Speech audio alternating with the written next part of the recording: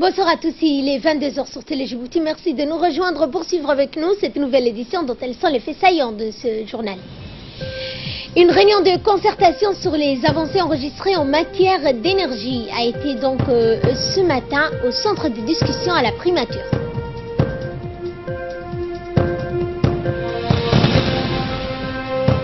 Et la caravane de migrants en route pour les États-Unis est arrivée à Mexico.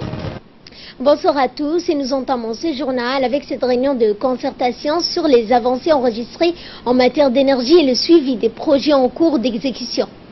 Eh bien, cette réunion présidée par le Premier ministre Abdelkader Kamil Mohamed a vu la participation du ministre de l'Énergie, Younis Ali Guedi, du ministre de l'Agriculture, Mohamed Ahmed Awale, de la secrétaire d'État au logement, Madame Amina Abdi, du directeur général de l'EDD, Jama Ali Guélé, de plusieurs autres responsables du département de l'énergie.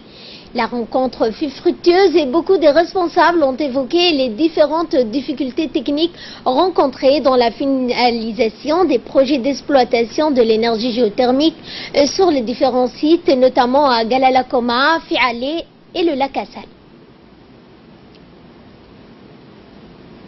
Et prenant la parole, le Premier ministre Abdelkader Kamil Mohamed a encouragé les techniciens et ingénieurs à faire de leur mieux pour parvenir à finaliser les grands projets et respecter ainsi les délais prévus. Il n'est pas question aujourd'hui de vous rappeler la situation de notre politique énergétique et ses enjeux sur le plan national, mais il sera question d'évoquer des engagements que vous avez pris devant le chef de l'État le 2 avril 2018.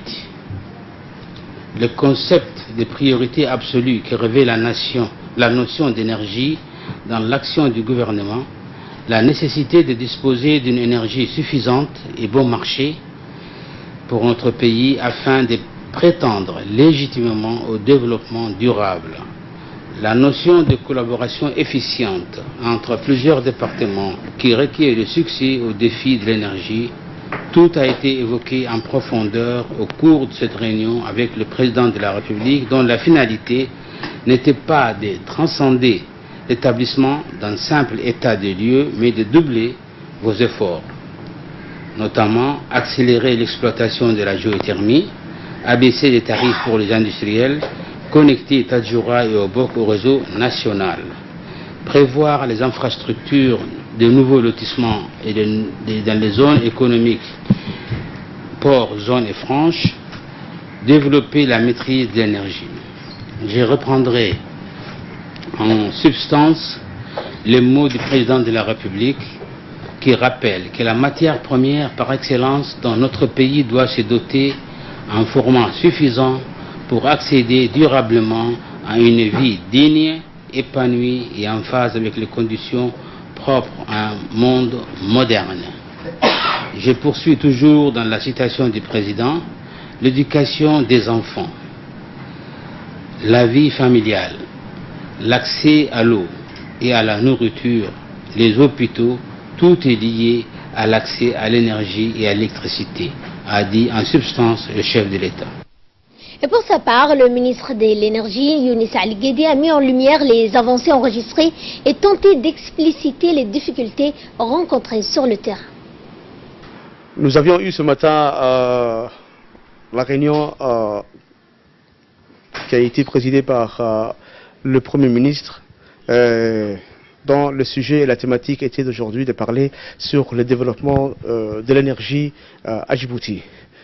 Nous avions à cet effet parlé et discuté des moyens et des questions qui se posaient sur les problématiques de l'énergie dans notre pays, mais aussi pour une mise au point et un état des lieux de tous les projets en cours à Djibouti.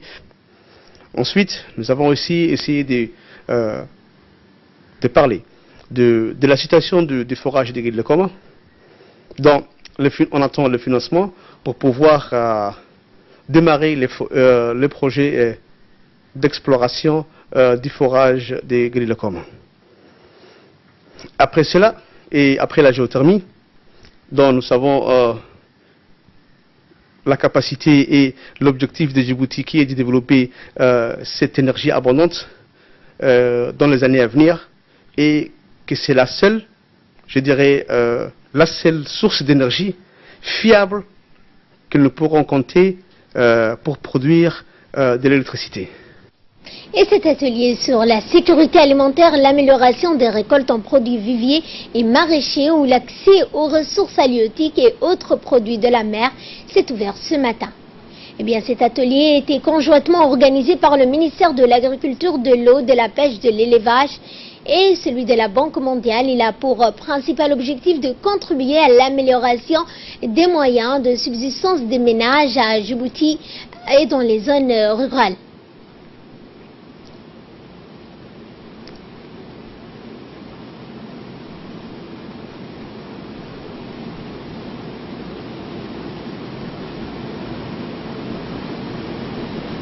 Le colonel Zakaria Hassan Adan, chef d'état-major de la gendarmerie nationale, a accueilli ce matin au centre d'instruction Cheikh Moussa, l'ambassadeur du Japon et de la chef de mission de l'OIM. À l'occasion de cet événement, l'ambassadeur du Japon a officiellement remis 5 tentes et 30 lits picots de la gendarmerie nationale. Ces dons matériels réceptionnés par le colonel Zakaria Hassan Adan, chef d'état-major de la gendarmerie nationale, permettra de soutenir l'action quotidienne des unités de la gendarmerie qui luttent contre l'immigration clandestine. Eh bien, à leur arrivée sur les lieux, donc l'ambassadeur du Japon et la représentante de l'OIM à Djibouti ont été accueillis par le colonel Zakaria et les autres membres de la gendarmerie nationale.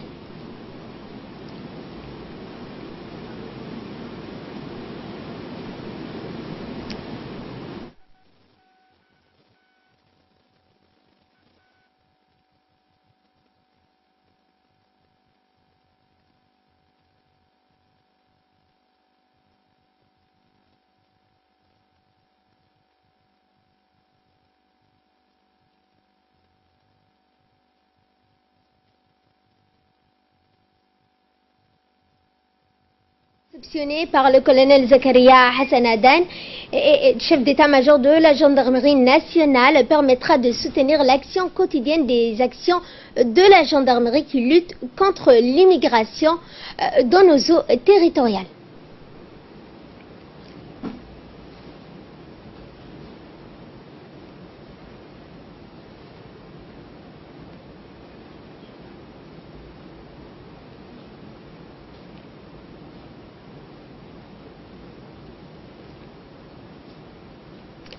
Halte aux mutilations génitales féminines et au mariage précoce, c'est sous ce slogan que des réunions de sensibilisation ont été organisées avec les populations de plusieurs localités des régions du Nord, à savoir Dora, Barho, Andaba, Monkour. Le ministère de la Femme et de la Famille et l'association des femmes de Dora ont pris cette initiative. Les participants à toutes ces rencontres ont convenu d'en finir avec le silence et les souffrances à vie causées par les MGF, les mariages précoces et forcés. Les responsables de la préfecture de Dora et les autres localités ont décidé d'œuvrer pour défendre et protéger les droits de la femme, pour lutter contre toute forme de violence et de discrimination à son encontre. Sous la houlette du ministre de l'Éducation nationale de la formation professionnelle, Moustapha Mohamed Mahamoud, les épreuves sportives scolaires ont démarré ce matin sur la pelouse du grand terrain de foot au stade municipal. Eh bien, cette action, cette nouvelle saison sportive concerne surtout les jeunes, pour le moment les élèves de l'enseignement de base, des classes de 4e et de 5e année de la circonscription de Djibouti 1. Rappelons que ces activités sportives qui s'inscrivent dans le cadre de la redynamisation du sport dans le milieu scolaire vont permettre aux 8 écoles de Djibouti 1 de s'affronter dans des tournois en tout esprit de fair play des grands sportifs. Et de là, nous passons à ce qui domine l'actualité internationale avec Ali Abdullahi. Bonsoir Ali. Bonsoir Fardous. Et nous allons donc parler de en Centrafrique, des besoins alimentaires urgents de cette population. Effectivement, donc près de 2 millions Fardous de personnes sur les 4,5 millions d'habitants de la Centrafrique nécessitent une action alimentaire urgente. C'est ce qu'a alerté Eh bien, l'ONU, dans un communiqué soulignant que c'était la pire situation depuis 2014. Une étude sur la sécurité alimentaire en Centrafrique, en septembre, a délivré les pires résultats depuis 2014, avec 1,9 million de personnes qui nécessitent une action alimentaire urgente depuis 2013. Ce pays, la quasi-totalité de ce pays vit sous la coupe de groupes armés dans ce pays de 4,5 millions d'habitants, classés parmi les plus pauvres au monde, mais riches en diamants, or et uranium. Et la caravane des migrants en route pour les États-Unis est arrivée à Mexico. Environ 5500 migrants fardous partis à pied le 13 octobre à Honduras pour se rendre aux États-Unis sont arrivés à Mexico hier. Environ 5500 migrants partis à pied c'est ce qu'a annoncé la Commission des droits de l'homme mexicaine. La présidente de cette commission, Nathalie Ramirez, a fait état de ce nouveau chiffre lors d'une conférence de presse tenue dans un abri aménagé pour ces migrants dans un stade de la capitale. La majorité des migrants centra-américains arrivés à Mexico sont décidés à rentrer aux États-Unis, malgré les menaces du président américain Donald Trump. Et on reste toujours sur le continent américain, notamment avec cette fusillade à Lyon, en Californie. 12 personnes ont été tuées. Le tueur est mort. Un homme, donc, le profil du tueur, un homme qui a ouvert le feu dans un bar, discothèque du sud de la Californie, tuant 12 personnes hier soir lors d'une fête d'étudiants.